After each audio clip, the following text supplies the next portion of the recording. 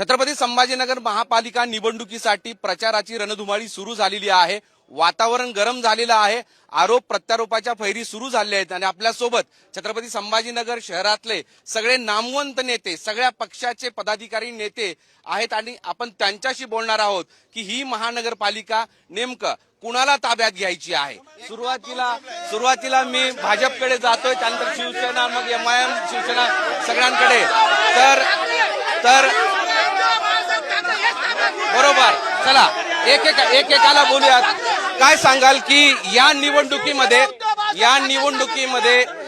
कोणते प्रचारासाठीचे मुद्दे आहेत जेणेकरून महानगरपालिकेमध्ये तुम्हाला विजय मिळवावासा वाटतो?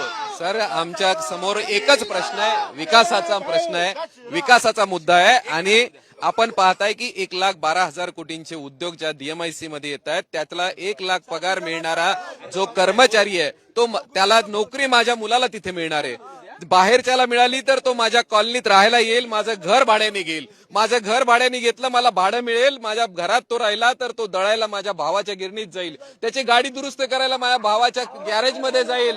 हे सगळं जर करायचं असेल तर मित्रांनो, आम्हाला एक सुनियोजित, शांत आणि चांगलं शहर द्यायचं असेल तर माननीय देवाभाऊच्या नेतृत्वामध्ये भारतीय जनता पार्टीला निवडलं पाहिजे।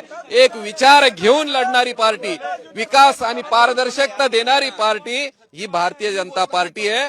त्याच्यामुळे विश्वास, पारदर्शकता आणि विकासाचा बिंदू घेऊन केंद्र, राज्य आणि शहरामध्ये ट्रिपल इंजिन आपण जर दिलं तर अतिशय सुंदर, उत्तम आणि सुनियोजित शहर या छत्रपती संभाजीनगरकरांना देण्याचा मानस आमचा आहे। तुमच्या समोर आव्हान कुणाचं आहे? आमच्या समोर आव्हान कुणाचंच नाहीये।